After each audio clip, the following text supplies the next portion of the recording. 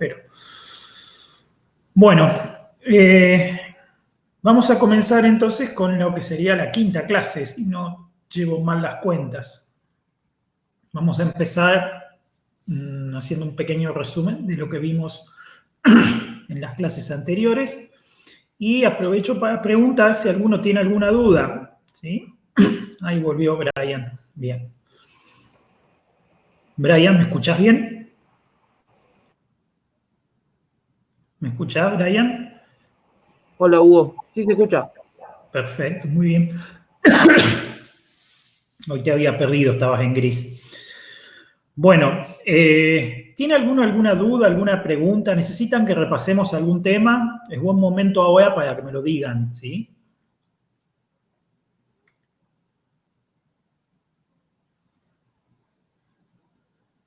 ¿No? ¿Ninguno tiene ninguna duda?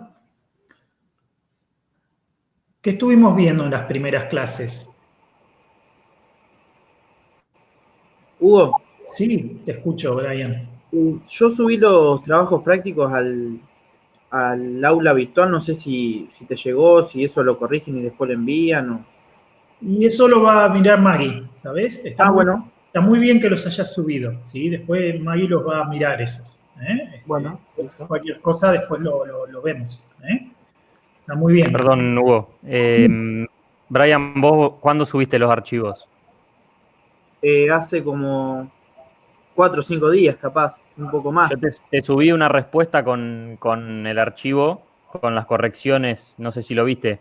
Por ahí no te llegó la notificación. Buenísimo. Fíjate y si no te llegó la notificación, avísame que te la mando por correo, porque ya te habíamos corregido el trabajo práctico. Ok, dale, buenísimo. Muy bien, gracias Gonzalo por avisarme. Sí, porque Gonzalo y Maggie están con eso, ¿sí? Entonces ellos te los corrigen y te devuelven te hacen la devolución. Pero bueno, cualquier cosa me preguntan, cualquier cosa que haya quedado en el tintero, o si necesitan que repita alguno de los temas teóricos, me avisan y los volvemos a decir.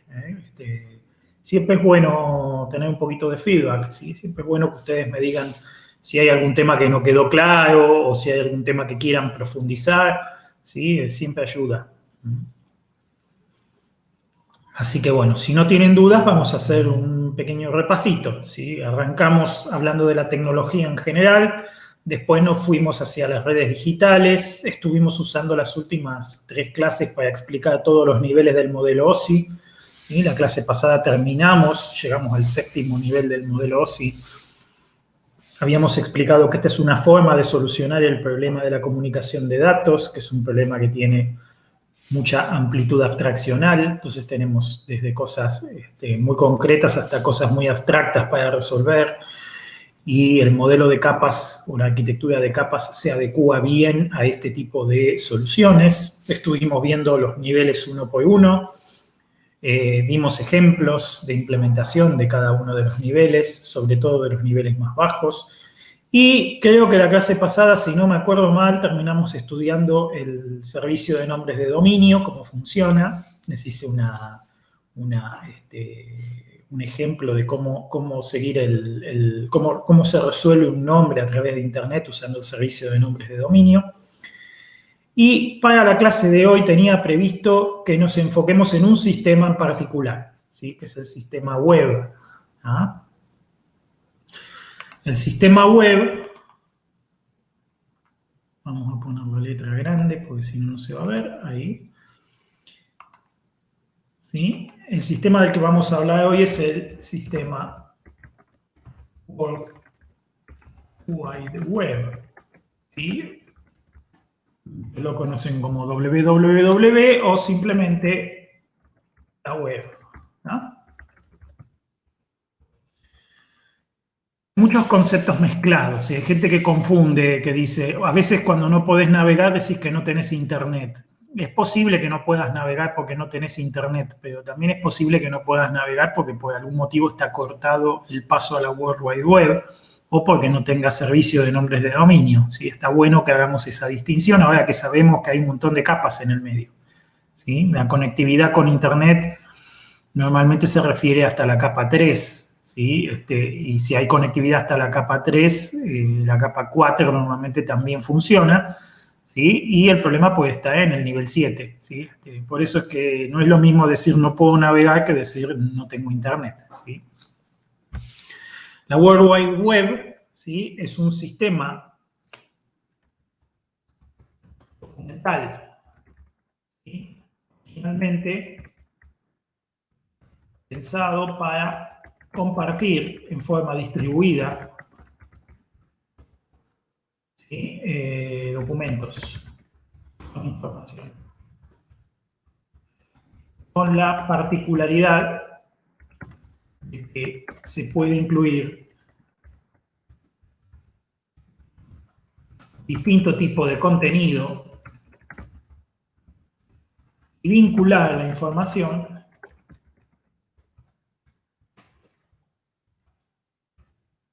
con mucha facilidad. Lo escribo porque así les queda también escrito acá, ¿no? Entonces, es un sistema que fue pensado para funcionar sobre la Internet, ¿sí? Y que originalmente tenía este objetivo, ¿sí? Era un sistema documental, era un sistema que se utilizaba para compartir documentos. O sea, yo podía escribir un documento, ¿sí? Y ese documento es lo que normalmente se llama página web, ¿sí? Y compartirlo, ponerlo en el servidor web para que el servidor web lo distribuya. Entonces eso quedaba publicado y cualquier cliente de web podía acceder a ese documento. A su vez, el formato del documento permitía, por ejemplo, compartir cualquier tipo de archivo y no solamente texto, ¿sí? Podías compartir imágenes, podías compartir audio, video. Hoy, bueno, tenemos todo eso, ¿sí? Y además, esta facilidad muy importante de que yo puedo vincular con mucha facilidad, un documento con otro, incluso aunque ese documento esté en otro servidor, ¿sí? Entonces, es un sistema cliente-servidor, ¿sí?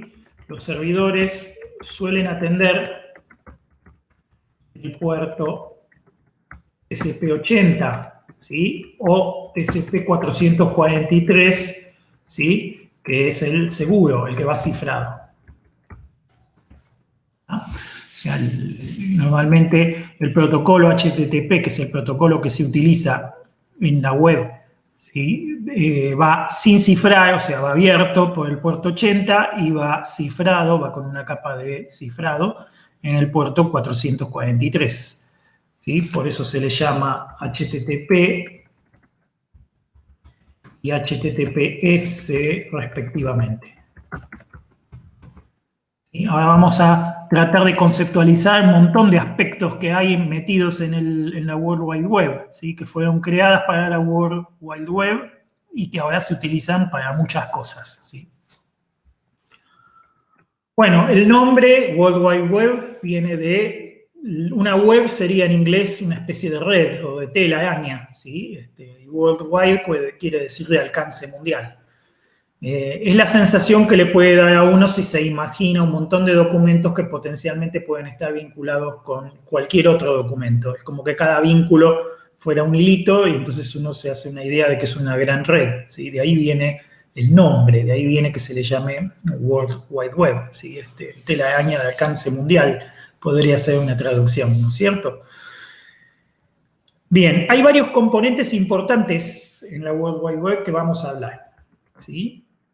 Tenemos un formato para los documentos, ¿sí? El más conocido, HTML, ¿sí?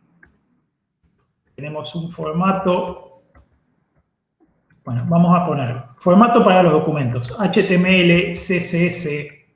El más común es HTML, ¿sí? Y después tenemos, por ejemplo, XML y otros, ¿sí? Con el tiempo evolucionó y se separaron, ¿sí? Los archivos para el estilo, ¿sí? CSS y para el comportamiento. Normalmente JS o JavaScript, ¿sí? Nosotros vamos a hablar de eso después detenidamente. Un protocolo, cliente-servidor, ¿sí? Que es el HTTP o la versión cifrada HTTPS, ¿sí?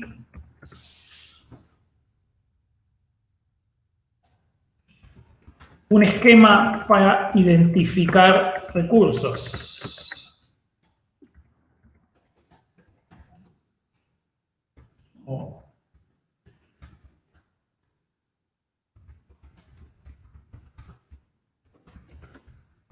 ¿Sí? Es el URL o Unified Resource Location, ¿sí? Estos son los componentes más importantes del sistema web y vamos a ir hablando de ellos. ¿Qué hace un servidor web?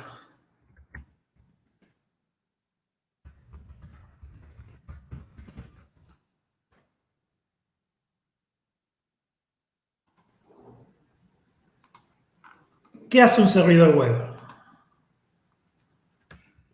Un servidor web comparte recursos, normalmente archivos,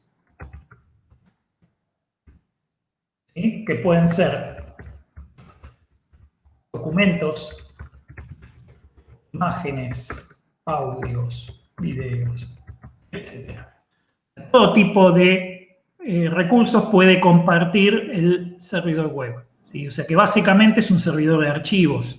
Lo que hace es compartir. Si un cliente se conecta con él, lo que va a hacer el cliente es decirle, necesito que me pases el archivo que está en tal directorio, ¿sí? Entonces, el servidor web tiene un directorio en su disco local que tiene un montón de archivos y el cliente cuando se conecta le va a pedir al servidor web un archivo de esos. El servidor lo va a ir a buscar y se lo va a transmitir por el protocolo HTTP, ¿sí?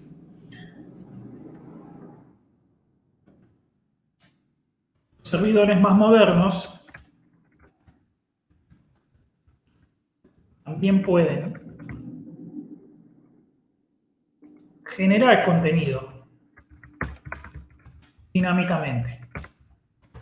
Y un servidor web moderno, cuando yo le pido un determinado recurso, en vez de buscar un archivo y publicarlo, puede ir y disparar un programa que genera dinámicamente un contenido y lo envía, ¿sí? Esto es muy importante. Esto fue una evolución del servidor web, ¿sí? Empezó siendo algo muy sencillo y evolucionó muchísimo para este lado todo lo que tiene que ver la web, ¿sí? La web fue evolucionando y fue dejando de ser un sistema estrictamente documental y fue migrando a ser una interfaz prácticamente para cualquier tipo de sistema, ¿sí? De eso vamos a hablar ahora en un rato. Pues eso fue la evolución en el tiempo. Originalmente era un sistema solamente documental, ¿no? O sea, originalmente fue creado para compartir documentos y nada más. Pero la evolución hizo que el servidor, por ejemplo, pudiera generar contenido dinámicamente. Es decir, yo le pido un recurso que en vez de ser un archivo, en realidad es un programa que se ejecuta y que genera un contenido en el momento en que yo se lo pedí. O sea, los servidores web se volvieron mucho más inteligentes de lo que eran antes. Pero no hace mucho más que esto el servidor web. La mayor parte del trabajo lo hace el cliente. ¿Sí? ¿Qué hace un cliente web?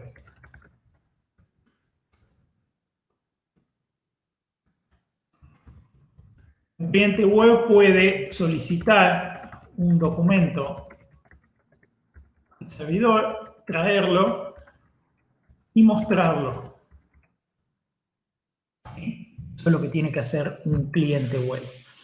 El cliente web es el que se encarga de comunicarse con el servidor, pedir el documento, traerlo y mostrarlo en la pantalla o reproducirlo por el audio, si es que es un documento de audio, o si tiene varias cosas, hace todo eso junto, ¿sí? Interactúa con el usuario, ¿sí? Por ejemplo, si el usuario hace clic con el mouse en un vínculo, que es una representación de otra página, el cliente web automáticamente se conecta con el servidor web de esa otra página para traer ese otro archivo para mostrarlo. Y así es como se implementa la navegación, ¿sí? Un cliente web es típicamente Un navegador. Aunque no es el único cliente web que existe, el navegador es el cliente web más común, ¿sí? Es el que más van a ver en cualquier lado. Un navegador para poder seguir páginas. ¿Ah? Entonces este es el que trae los documentos, los muestra en la pantalla, para que uno pueda leerlos y uno pueda, si quiere, hacer clic en cualquier vínculo que tenga el documento y automáticamente el navegador web sigue ese vínculo, se conecta con otro servidor web y se trae otro documento y así se sigue. ¿Ah? ¿Se entiende esto? ¿Alguien tiene alguna duda? ¿Queda claro?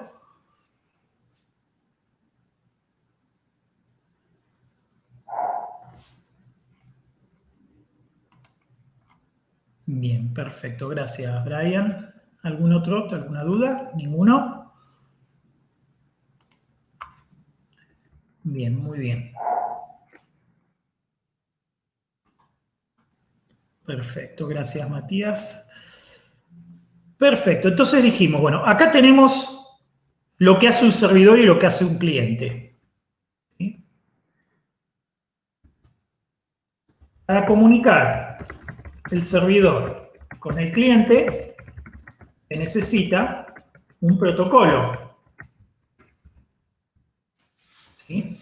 ¿Se acuerdan del protocolo? El protocolo es la comunicación horizontal, ¿sí? La comunicación entre dos componentes que están a la misma altura, como es el caso del cliente y del servidor, que están los dos en el nivel 7, el modelo OSI, ¿sí? Entonces, para comunicarse entre ellos necesitan un protocolo.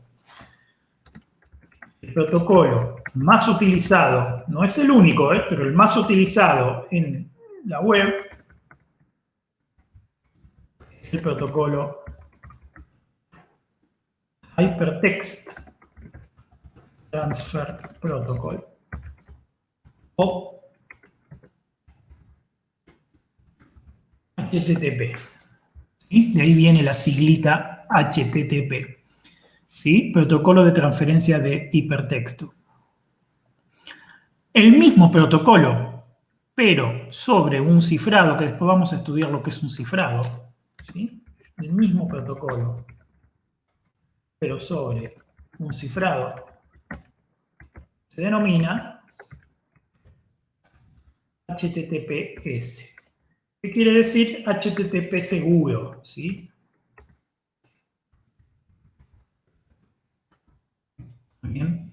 Esto es muy importante cuando ustedes entran a una página. Si está pasando por HTTPS, eso quiere decir que está cifrada la información. Si la información está cifrada, quiere decir que nadie por el camino la puede intervenir y la puede espiar. Ese por ahí es la conclusión más importante.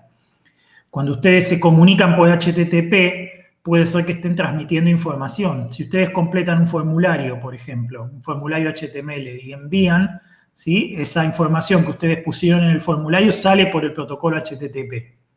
Con lo cual, si no está cifrado, alguien podría leerla. Si esa información es sensible, si contiene, por ejemplo, una contraseña o un número de cuenta bancaria o un número de tarjeta de crédito, ¿sí? Eso podría significar exponerse a que le roben esos números, ¿sí? O esas contraseñas, con lo cual es peligroso. Siempre hay que asegurarse de que cuando se pasa esa información sensible, se haga a través de HTTPS. Los navegadores modernos ponen un candadito normalmente arriba al lado de la URL, donde muestran que la comunicación es segura, ¿sí? Igual prestar atención y asegurarse que es HTTPS también es una buena práctica. ¿Ah? El protocolo es muy simple. ¿Sí? Es un diálogo. El protocolo es muy simple, es un diálogo. ¿Sí? El cliente emite normalmente un encabezado. ¿Sí? Y un requerimiento. ¿Ah? Seguido de un comando. No, en realidad es al revés. El cliente emite normalmente un comando seguido de un encabezado y un requerimiento. el encabezado puede estar o no estar, el requerimiento puede estar o no estar, ¿sí? El servidor contesta al comando también con un encabezado y un contenido y una respuesta, vamos a decir. ¿Ah? El protocolo es muy simple, tiene una serie de comandos sencillos, ¿sí? Y un encabezado.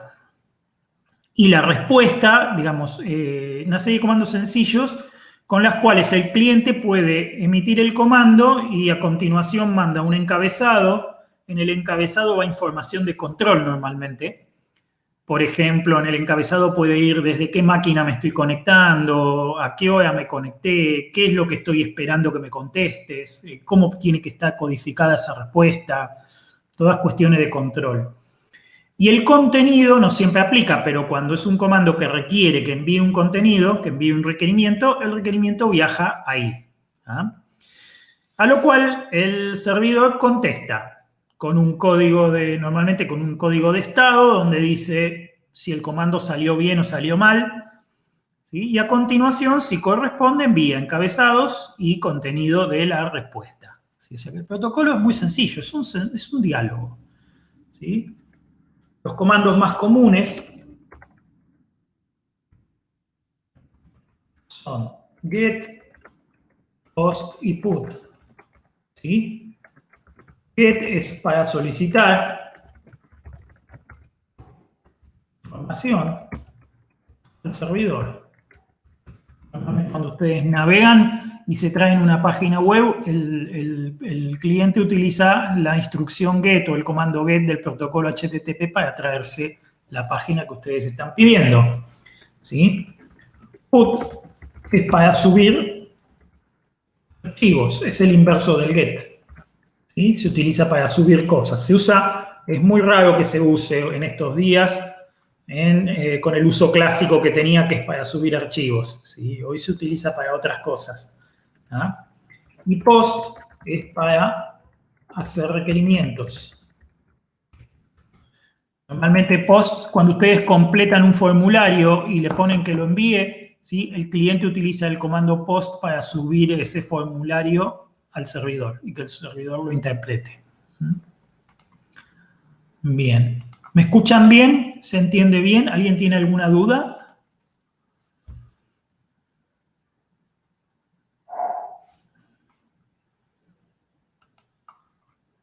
¿Todo bien? Bueno, perfecto. ¿Todos los demás me escuchan bien? Confírmenme si me escuchan bien, por favor.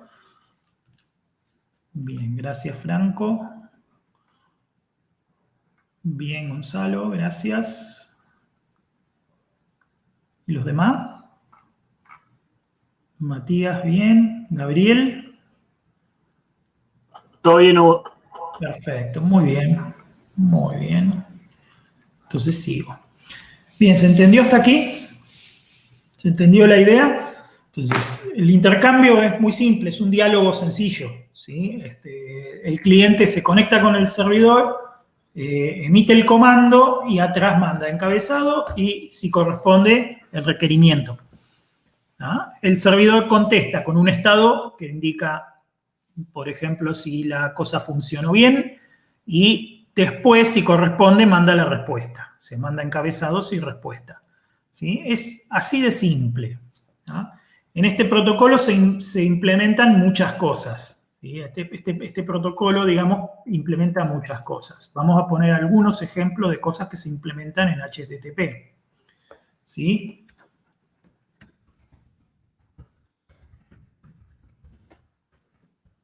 Política de caché es una de ellas.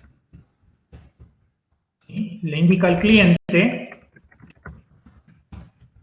a través de encabezados,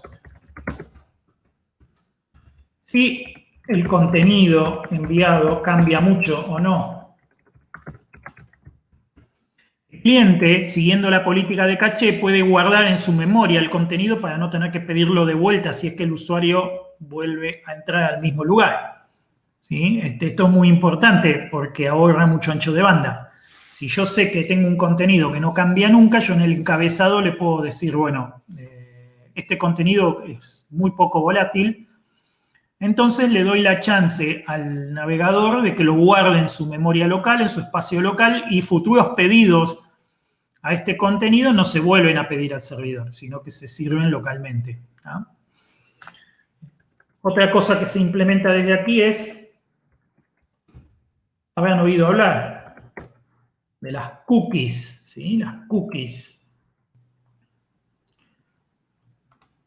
Las cookies también a través de encabezados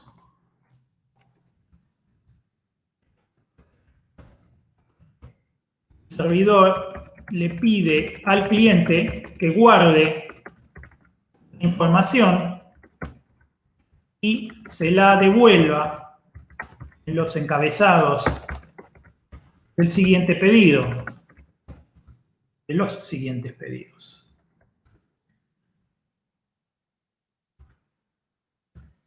Es interesante que el protocolo HTTP, cada pedido que yo hago es independiente del otro, ¿ah? Con lo cual el servidor no nos puede rastrear, no puede seguir. Si dos cosas entraron, ¿sí?, una tras de la otra, el servidor no puede saber de una si esas dos cosas pertenecen a la misma sesión o no. No tenemos control de sesión en TCP, ¿sí? Entonces, las cookies de alguna manera implementan el control de sesión en HTTP, ¿sí? Cuando yo me conecto por primera vez, el servidor me manda un cookie. Yo guardo ese cookie y en los siguientes pedidos que le haga el servidor le vuelvo a enviar ese cookie. Entonces el servidor me puede rastrear con eso y puede saber que soy el mismo que se conectó antes, ¿sí? Eso es manejar sesión. ¿Ah? Bueno, eso también se implementa en HTTP. Y hay muchas otras cosas, ¿sí? No quiero meterme en cosas más técnicas, quiero explicar por ahí las cosas más importantes, ¿sí? Que se hacen a través de HTTP. ¿Sí? Bien, ¿alguien tiene alguna duda o alguna pregunta?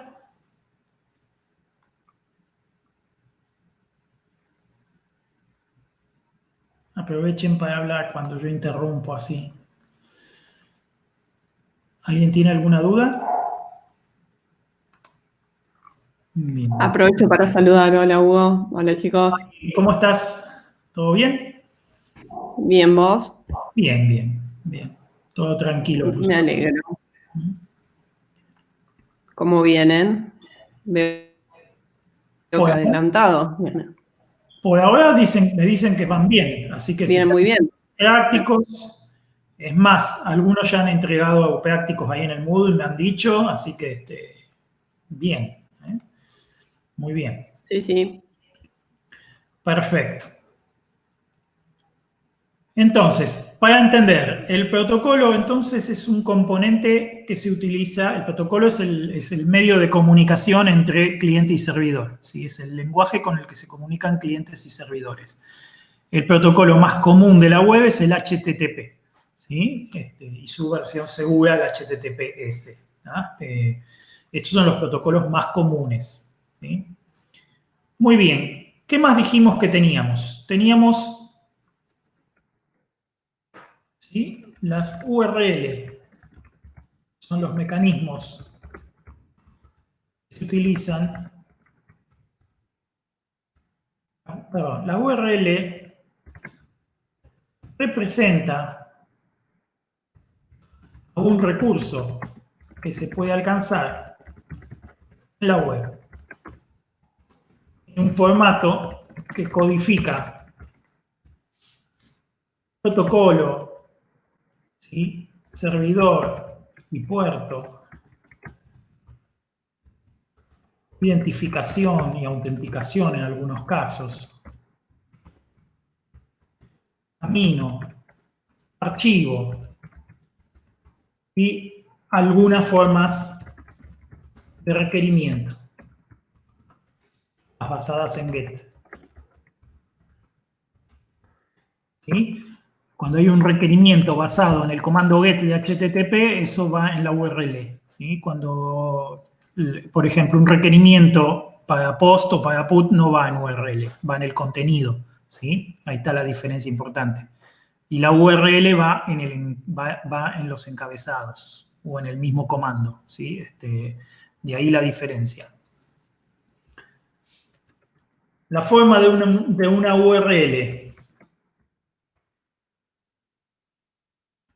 Yo les voy a tirar la forma completa, ¿sí?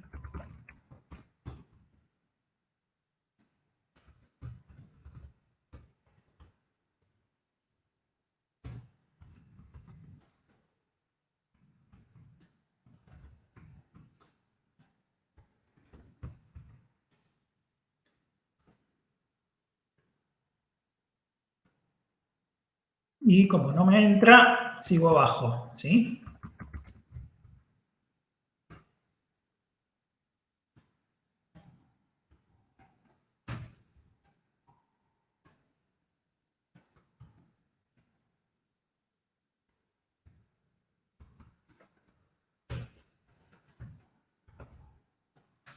Creo que no me olvidé nada, ¿sí? Puede ser que me haya olvidado algo, pero me parece que no.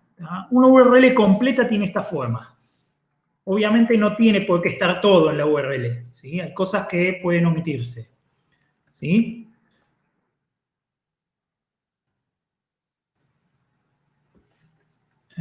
Esperen que lo voy a hacer.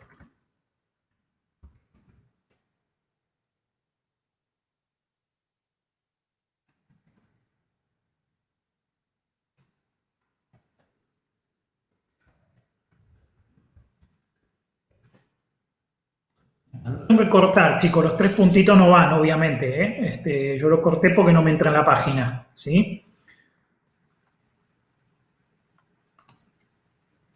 Lo corté porque no me entra en la página, ¿sí? Pero es camino, archivo, ¿sí? Entonces, un ejemplo.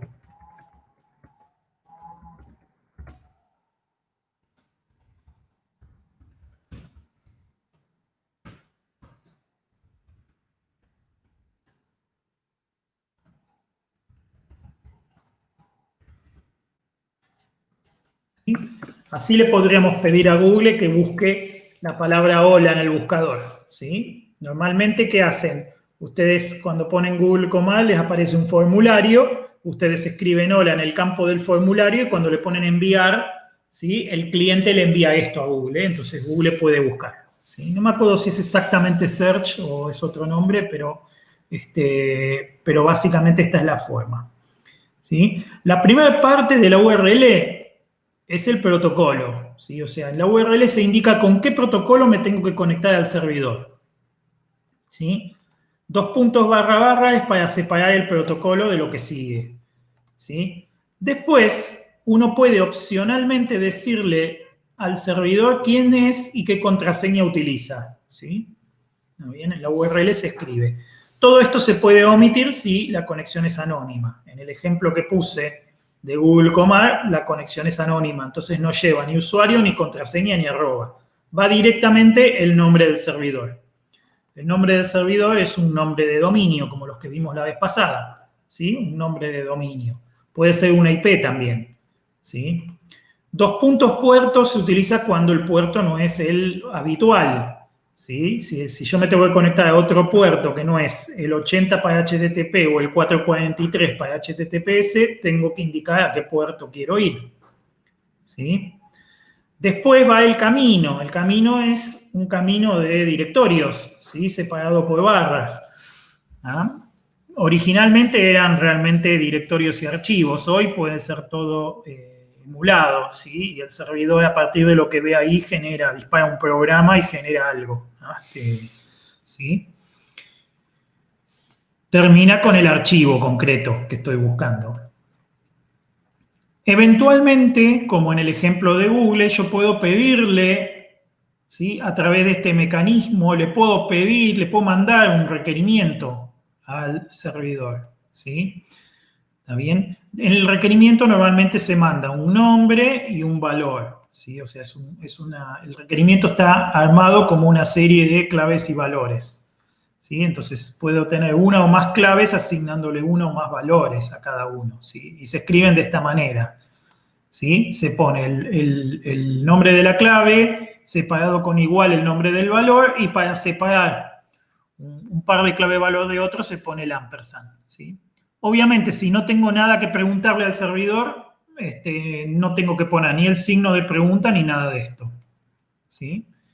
Y finalmente, a veces yo no quiero ir al principio de una página, sino a un lugar específico dentro de la página. Entonces, tenemos la posibilidad de indicarle al servidor que no me traiga la página desde el principio, sino que me la traiga a partir de un punto determinado. Y eso se hace con el numeral tag que se pone al fondo. ¿Ah? ¿Se entiende? Este es el modelo que yo les escribí acá, es el modelo completo. Creo que está completo, si no me olvidé nada, está todo ahí. ¿Sí? Y el ejemplo es un ejemplo más normal, digamos, ¿no? Es algo más común que ustedes van a encontrar. ¿Sí? El formato de los URL es muy importante porque el formato de los URL permite acceder a cualquier servidor, a cualquier recurso. Entonces yo simplemente indicando un URL puedo directamente decirle al cliente que me busque lo que yo quiera. ¿Sí? Esto lo hace muy, muy potente. ¿Ah? Bien, ¿se entendió? ¿Tienen alguna duda, alguna pregunta? Buen momento ahora para saltar y preguntar.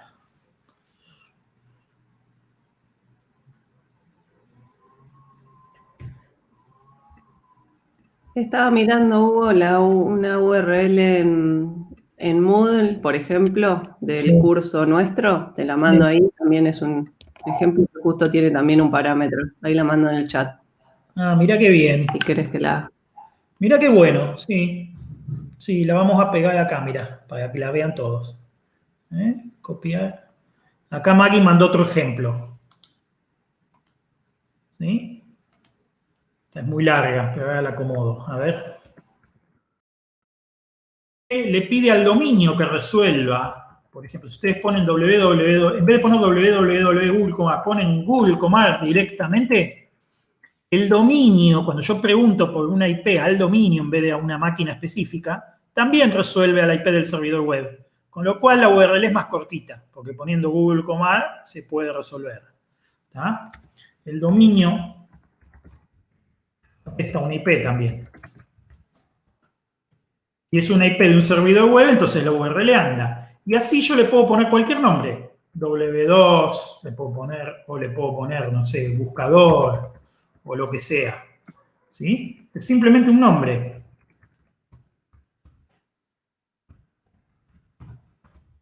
Son nombres, todos son nombres.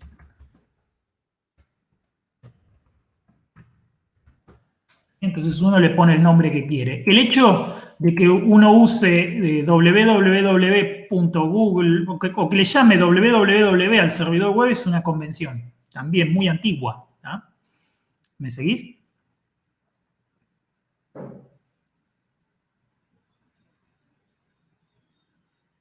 ¿Se entiende? Uy, qué silencio.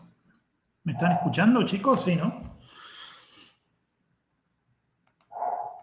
Bien, muy bien. Gracias, Matías, Franco. Bien, Brian, perfecto. Entonces, a la pregunta que me hicieron, bueno, la respuesta es esa, ¿sí? Son nombres, es el nombre. ¿Se acuerdan cuando vimos la clase pasada los nombres de las máquinas? Bueno, ahí va un nombre. Cualquier cosa que sea un nombre de una máquina puede ir ahí. Incluso puede ir la IP también. Seguramente habrán visto alguna vez alguna URL escrita así.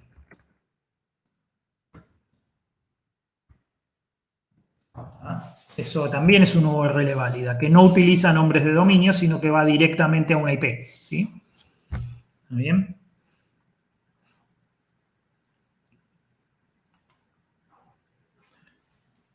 Bueno, pasamos entonces a la última componente importante del sistema web, que es el formato de los documentos. ¿Sí? El más antiguo, conocido y usado de todos los formatos es el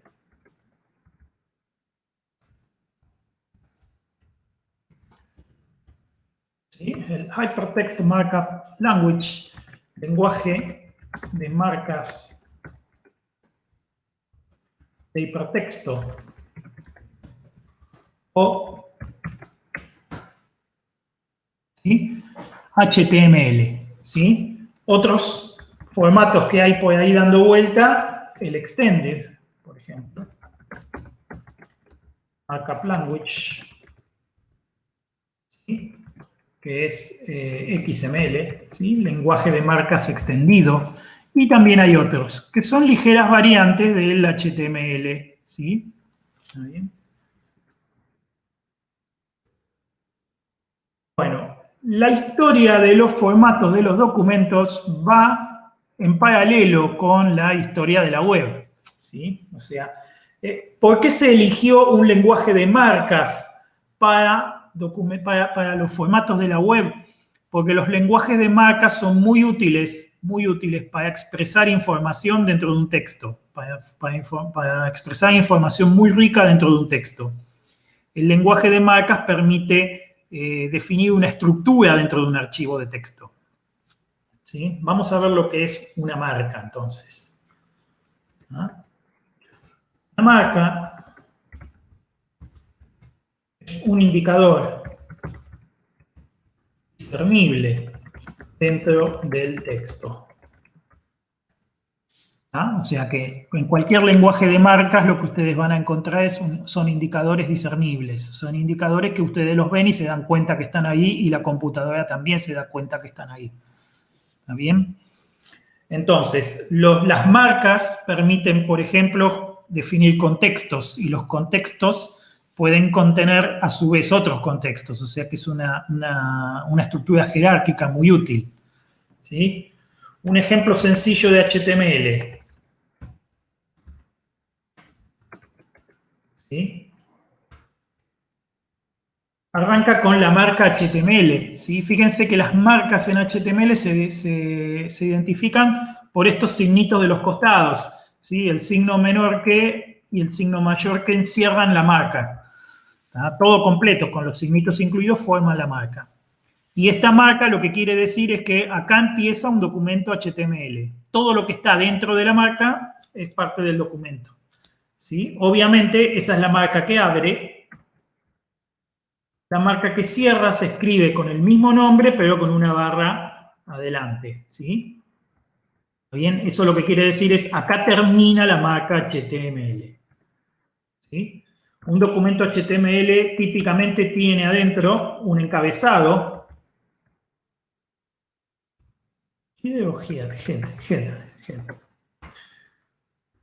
Head. ¿Sí? Y un body. ¿Sí? El head tiene información sobre el documento y el body tiene el contenido del documento. Ahí es donde van a ir entendiendo la estructura. ¿Sí? ¿Está bien? Entonces, por ejemplo, típicamente dentro del head está el título.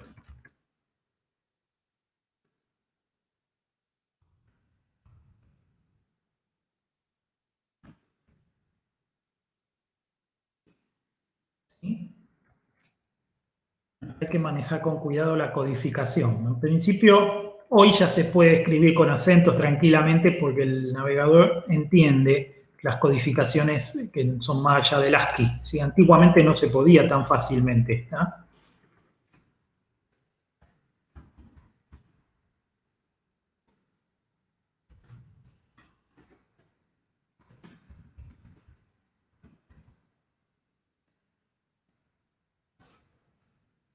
¿Sí? Si quieren indicar el título, ¿sí? Lo indican con H1, ¿sí? Hay de H1 hasta H6, que es una jerarquía de subtítulos, ¿sí?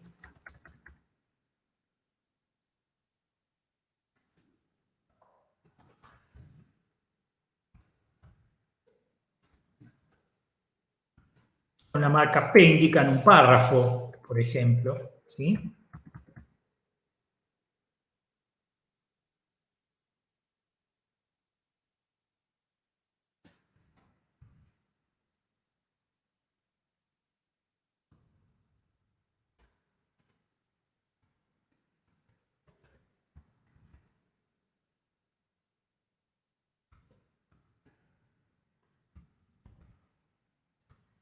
Así se construye un HTML, ¿sí? O sea, si ustedes miran cómo está creado, es un archivo de texto, ¿sí? Donde las marcas definen la estructura del documento. Entonces, el navegador, ¿qué hace? Cuando recibe este archivo, interpreta las marcas ¿sí? Y así sabe qué es lo que tiene que mostrar y cómo lo tiene que mostrar. El cómo lo tiene que mostrar, hay una definición por defecto en el navegador que dice cómo se tiene que mostrar el título H1, cómo se tiene que mostrar el subtítulo H2, cómo se tiene que mostrar un párrafo, cómo se formatea en la página, en la pantalla, un párrafo, ¿sí? Por ejemplo, si yo aprieto Enter acá muchas veces y dejo mucho espacio, el navegador ignora ese espacio, porque el navegador formatea, ¿sí?, el párrafo como lo tiene que formatear, está programado para hacer eso. Los saltos de línea, fundamentalmente, ¿sí?, del archivo original son ignorados, ¿sí?, y se utiliza directamente el formato que el navegador trae, ¿sí? ¿Entienden? ¿Se entiende esto, no? Este es un ejemplo sencillo. Después con Maggie van a ser ejemplos más lindos y más entretenidos, ¿sí? Este es el aburrido de la teoría para empezar, ¿tá? ¿Se entiende? Díganme, por favor, si entienden bien.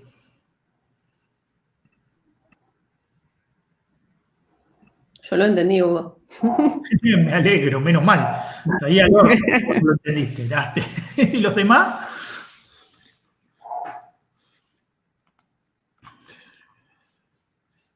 A mí me llamaron del trabajo, no pude verlo, después lo veo en el video. Bueno, está bien. Está bien, todo perfecto. Bueno, Matías, después si tenés dudas podés preguntar, ¿eh? Acordate que siempre podés preguntar más tarde. Lo importante del HTML es esto. El objetivo del lenguaje de marcas. El objetivo del lenguaje de marcas es definir la estructura del documento. ¿Sí? El objetivo es definir la estructura del documento. O sea, es muy importante entender que en el HTML lo que se dice es cuál es el contenido que se quiere mostrar y cómo está estructurado ese contenido, ¿sí? Fíjense que en el ejemplo sencillo que yo les hice se distingue claramente quién es el título, quién es el párrafo, ¿sí? ¿Está bien? ¿Cuál es el título de todo el documento? Que normalmente el navegador lo muestra en la ventana arriba, ¿sí? O en la pestaña, cuando abren con pestañas, ¿sí? Entonces, fíjense que lo importante es eso, que el HTML se enfoca en el qué mostrar. Las primeras versiones de HTML mezclaban, tenían marcas para definir estructura y tenían otras marcas que eran para definir cómo mostrar las cosas. ¿Sí? En HTML3, por ejemplo, había una marca para cambiar la fuente, había una marca para cambiar el color, una marca para subrayar, una marca para, no sé, hasta había una marca loca para decir que el texto tenía que parpadear, ¿sí? Que se llama Blink, ¿sí? Bueno. Si había una mezcla infernal. A medida que el HTML evolucionó, todas esas marcas fueron eliminadas, ¿sí? O sea, todavía los navegadores las entienden por compatibilidad, pero no existen más en las definiciones formales, ¿sí? Todas las marcas que se utilizan para definir estructura quedaron y todas las marcas que se utilizan para definir cómo mostrarse se fueron a otro lado. ¿Ah? No están más en el HTML, ¿sí? Y esto es importante entenderlo porque para este lado evolucionó la web, ¿sí? Hugo, sí. ¿Eso qué es a nivel programación o no? Todo eso de head, body, primer título, un párrafo. No se ve en uno navegando. ¿Dónde lo vea eso? Si vos entras al menú de ver del navegador y pones ver código fuente, ahí lo vas a ver. Es como vos decís, está, vamos a decirle, a nivel programación, como dijiste vos. ¿Sí? Es lo que se ve en las bambalinas. ¿Sí? Está bien dicho, a nivel programación. Sí. Y eso va cambiando a medida que yo, por ejemplo, estoy en una página, ¿no? Sí. En Facebook, por ejemplo. Y voy pasando, no sé, de una publicación a otra. Todo eso va cambiando, ¿no? Va cambiando el título, el párrafo, otro subtítulo. En principio, a donde estamos parados ahora tenés que pensarlo así. Lo que se hace es cargar una página nueva. Cada vez que vos seguís un vínculo se carga una página nueva, ¿sí? Eso no es del todo exacto para Facebook, porque Facebook ya está en una tecnología más avanzada que la que te estoy explicando ahora. Pero te lo voy a explicar dentro de un rato, ¿sí? Por ahora pensalo así. cada vez que seguís un vínculo se carga una página nueva, o sea, un archivo nuevo que tiene toda una estructura nueva. ¿Está bien?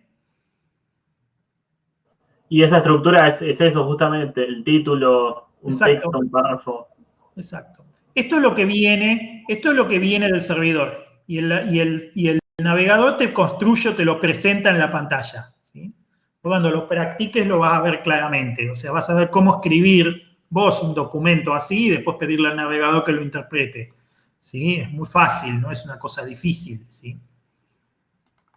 Lo van a hacer con Maggie eso. Sí, mañana lo vamos a hacer. Con Maggie y con Gonzalo, ¿sí? Con los dos. ¿Ah? Así que bueno, ahí lo van a poder probar y lo van a ver. ¿Eh?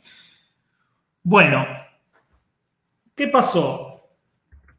El sistema que era documental pasó con el tiempo a ser una interfaz genérica de sistemas, ¿sí? O sea, la web fue migrando con los años de ser un mero sistema para compartir documentos a ser una interfaz de sistemas, ¿sí? O sea, hoy hay muchos sistemas informáticos de distinto tipo que utilizan la web como interfaz, ¿sí? Tal es el caso de Facebook, ¿sí? Por eso yo te decía que es una tecnología más avanzada que ahora vamos a hablar en un rato, ¿sí? Entonces, esta evolución se vio reflejada en cómo evolucionó el formato del HTML. ¿Sí? El HTML3 tenía, por ejemplo, un tag para cambiar la fuente. El HTML4 eliminó, no, lo tiene como cosa vieja y creo que el 5 lo hizo desaparecer. ¿Sí? Un tag que permite cambiar la fuente. ¿Sí? ¿Y cómo se sustituyó eso? Eso se sustituyó por un sistema de estilos. ¿Sí? En HTML4 apareció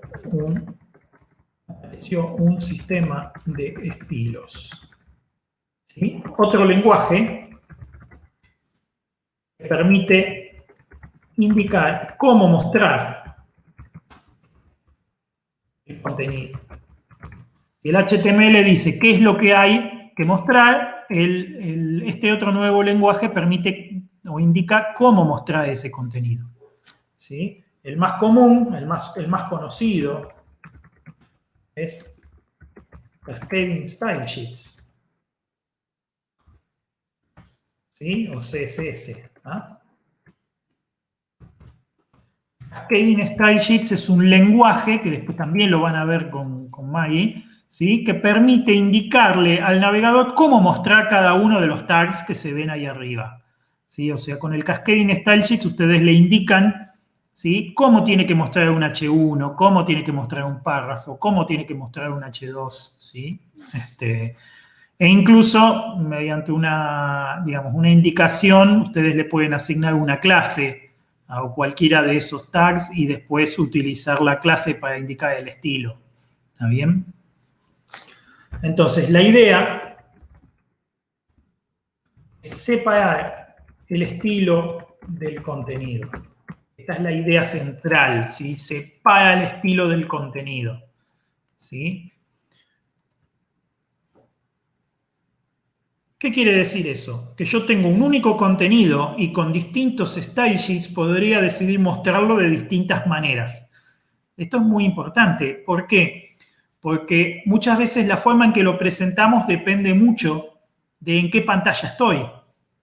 ¿Sí? O, por ejemplo, si es una máquina que la utiliza alguien que tiene dificultades visuales y entonces tiene un navegador que le lee, le interpreta o le lee el texto que está escrito. Entonces ustedes se imaginan que no podemos usar el mismo estilo para mostrar una página visual al estilo que hay que utilizar para una página que es leída. ¿Sí? Hay mucha diferencia. Entonces, los Cascading Style Sheets son los que permiten decidir que este mismo contenido se va a mostrar de distintas maneras en función de en dónde estamos parados, quiénes somos, ¿sí? O qué tipo de dispositivos estamos usando para entrar. ¿Se entiende este concepto? Cuando se pusieron de moda los teléfonos celulares, ¿sí? Muchísima gente, hoy más gente navega con los celulares que con las máquinas. Entonces, las páginas que originalmente estaban hechas para PCs, para pantallas grandes, se ven horribles. ¿sí? En celulares. Es incómodo, se ven chiquititas o tenés que estar moviéndote por toda la pantalla para verlas, ¿sí?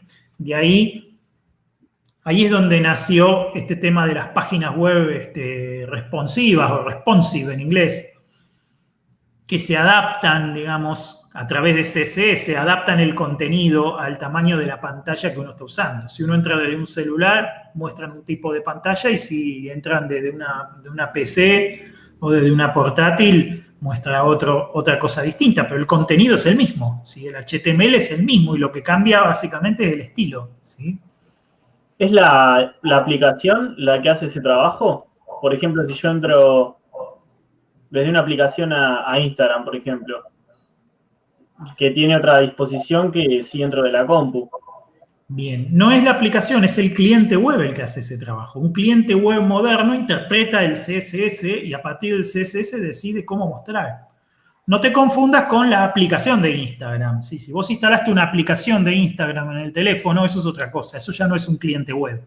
O en principio no es. Muchas veces son clientes de web escondidos, ¿sí? Pero en principio no. El tema es cuando entras con el navegador. Si vos entrás con el Chrome o con el Firefox o cualquiera de esos, ¿ah? Ahí es un cliente web y el que hace la adaptación es el cliente web, ¿sí? Está muy buena esa apreciación porque esa es otra de las cosas que evolucionó, ¿sí? En la web, digamos, el trabajo de adaptar pasó de estar en el servidor a estar en el cliente con los años, ¿sí? ¿Por qué? Porque es más económico. El tiempo de procesador en el cliente es más barato que el tiempo de procesador en el servidor, ¿sí? ¿Se entiende esto, no es cierto? Sí, Hugo. Perfecto, perfecto. Muy bien. Otra cosa que apareció después es el comportamiento, ¿sí?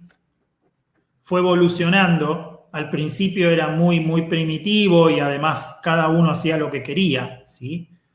Con el tiempo se agregó comportamiento a las páginas, ¿sí? ¿Qué es el comportamiento? El comportamiento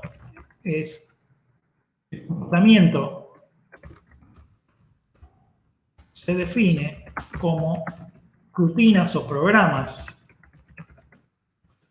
que se ejecutan en el cliente. O sea, la página web puede incluir dentro de sí programitas o scripts, pequeños programas, creo que con Maggie van a hacer también, pequeños programitas que son enviados al cliente y que el cliente los ejecuta. Y esos programitas pueden cambiar la estructura del HTML, pueden cambiar los estilos, pueden cambiar cualquier cosa, con lo cual le dan muchísimo dinamismo a las páginas. A la pregunta que me hicieron hoy de Facebook, ¿sí? Hay botones que te hacen cargar páginas nuevas y hay otros botones que disparan estos programitas que modifican la estructura dinámicamente. ¿Ah? Entonces, en la práctica lo que está ocurriendo con la página de Facebook es eso, que tocaste un botón que ejecutó un programita de estos que cambia la estructura del HTML dinámicamente, modifican el contenido de la página dinámicamente, ¿sí? Incluso hasta estos programitas pueden llamar a otro servidor para pedir otro contenido y cambiar la página sin tener que recargarla toda, ¿no? Esto estaba muy en pañales hace 15 años atrás, ¿sí? Y era muy feo porque cada navegador tenía su propio programita, ¿sí? Y entonces era muy difícil hacer una página que funcionara bien en cualquier navegador. Esto fue evolucionando, ¿sí? El estándar ECMAScript, ¿sí? Estandarizó los programitas que se ejecutan en los navegadores web con un lenguaje que tristemente se llama JavaScript. ¿Sí? Y digo tristemente porque también es una cuestión histórica, ¿sí? Cuando los navegadores empezaron a masificarse, un loco que estaba en marketing, ¿sí? De la empresa Netscape, ¿sí? Decidió ponerle JavaScript al lenguaje que estaban armando porque en ese momento estaba de moda Java, todo el mundo hablaba de Java, entonces el tipo quiso aprovechar la ola del Java y le enchufó JavaScript como nombre. ¿Tá? Una locura que funcionó, obviamente, o sea, el efecto de marketing lo logró, pero creó un triste efecto colateral, que es que hoy todo el mundo confunde JavaScript con Java, ¿sí? ¿Está bien? No te entiendo, Gabriel, ¿qué me querés decir con lo de la isla? Es que no entiendo qué vendría a ser Java. Siempre me llamó la atención por qué se llama Java. Ah, muy bien, está bien, muy bien. Gracias por avivarme de eso, ¿sí? Java es un lenguaje de programación, ¿tá? Orientado a objetos, ¿sí? Que estaba de moda en aquella época, o sea, todo el mundo hablaba de Java como si fuera, no sé, el futuro, ¿sí? En realidad Java, bueno, fue un lenguaje muy importante también, pero bueno, yo tengo mis renuencias con él. Pero bueno, es un lenguaje muy importante de programación que se utiliza para programar fundamentalmente sistemas grandes, ¿sí? Estaba de moda, ¿tá? Está bien que me hayas preguntado, Gabriel. Es un lenguaje de programación, ¿tá? Pero que no tiene nada que ver con JavaScript. O sea, JavaScript y Java no tienen nada que ver entre ellos, ¿sí? Pero lamentablemente, como se llama JavaScript, mucha gente hasta el día de hoy sigue confundiendo JavaScript con Java. ¿Tá? Sí, bueno. ¿Pero los dos son lenguajes de programación? Los dos son lenguajes de programación, tanto Java como JavaScript, pero son lenguajes distintos. No se parecen ni en lo blanco del ojo. ¿Tá? ¿Sí? Lamentablemente fue una locura del tipo que le puso el nombre. ¿Tá? ¿Se entiende, no es cierto? Sí, sí. Me acuerdo de los juegos viejos de celular, al principio decían Java y después empezaba el juego. Claro, ¿sabés por qué es eso? Porque usaban un intérprete de Java. Ahí sí era Java. ¿Ah? O sea, los viejos celulares tenían una maquinita de Java y los programitas se ejecutaban en la maquinita de Java. ¿Ah? ¿Sí? ¿Y a qué se orienta JavaScript? Buena pregunta, Franco. JavaScript es un lenguaje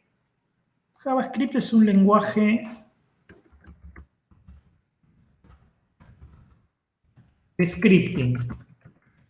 ¿Sí? Scripting es una especie de programación liviana. La van a hacer con Maggie. Van a hacer scripting con Maggie. Así que son programitas chiquititos, no son programas grandes. A pesar de que hoy se está escribiendo cada monstruosidad en JavaScript que da miedo, ¿sí? El lenguaje originalmente no estaba hecho para programas grandes, ¿sí?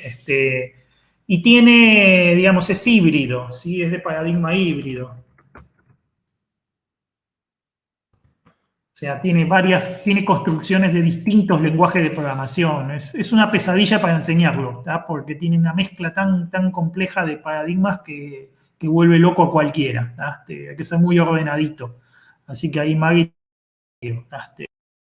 enseñar a programar JavaScript ordenadito es un tema. ¿Tá?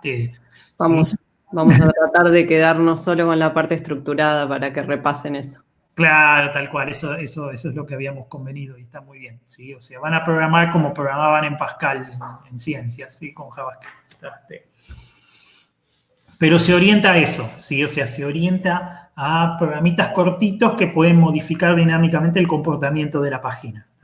Bueno, lo van a hacer, lo van a experimentar y ahí, más que las palabras mías, verlo les va a servir para terminar de formar la idea, ¿sí?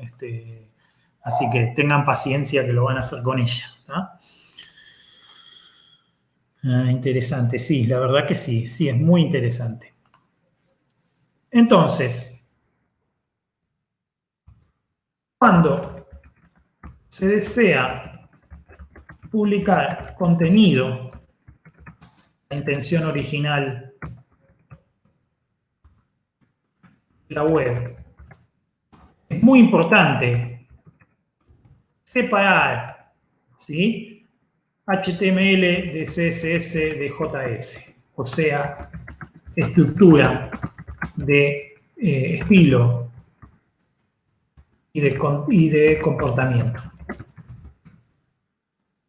Esto es verdad y es lo que se recomienda para cualquier sistema donde se publica una gran cantidad de información. Cuando lo que estamos haciendo es un experimento chiquitito o es una página chiquitita, ¿sí? Por ahí no es tan crítico separarlo. Por eso es que se permite el estilo embebido y el comportamiento embebido. O sea, ustedes adentro del HTML, mediante una marca especial, pueden incorporar directamente adentro del mismo archivo tanto el CSS como el JS. Entonces, en un único archivo pueden mandar todo, ¿sí? Esto está bueno para cosas chiquititas. Es más, los experimentos que van a hacer ustedes con Maggie van a ser así, ¿está bien? O sea, van a embeber todo en el mismo archivo. Pero es importante que entiendan que son cosas chiquitas. En cosas grandes, la recomendación es separar. Es que cada cosa vaya por su lado. No puede estar todo junto porque se mezclaría todo, ¿sí? Bien, ¿se entendió? ¿Tienen alguna duda, alguna pregunta?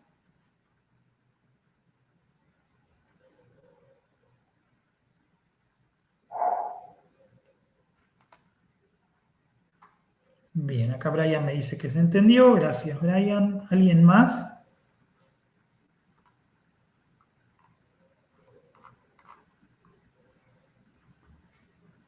Bueno, creo que cubrimos todo. ¿Falta algo, Maggie? ¿Necesitas que explique algo más para la práctica? No, creo que no. A simple vista está. Igual lo vamos a repasar de nuevo mañana y ya haremos algún ejercicio. Claro, perfecto. Además van a tener el video, ¿sí? Que ya grabé y que después más tarde voy a subir a la página, ¿está? De la clase quedó grabada. Para los que por ahí se la perdieron o los que estaban, que se conectaban y se desconectaban, que había varios que por ahí por la internet, ¿no? Entran y salen, bueno, les queda el video, ¿sí? Por ahora todo bien, bueno, muy bien. Muchas gracias, chicos. Entonces, si no tienen más dudas y preguntas, vamos a ir cortando por hoy porque el tema que sigue ya es seguridad y bueno, ya es todo un tema nuevo, lo vemos ya directamente en la clase que viene, ¿sí? ¿De acuerdo? ¿Alguien tiene alguna duda, pregunta más? Si no hay más dudas, no hay más preguntas, pues ahora cortamos la clase aquí. Maggie, quédate un segundo que tengo que hablar algo con vos. Para Bueno. que tengan una buena semana, quédense en casa, ¿sí? No salgan, y cuídense. Y cualquier cosa, bueno, acá estamos como siempre. Muy bien, nos vemos, chicos. A la semana que viene. Chao, chicos. Gonzalo, si querés, quedate vos también, no hay problema. Bueno, dale, me quedo.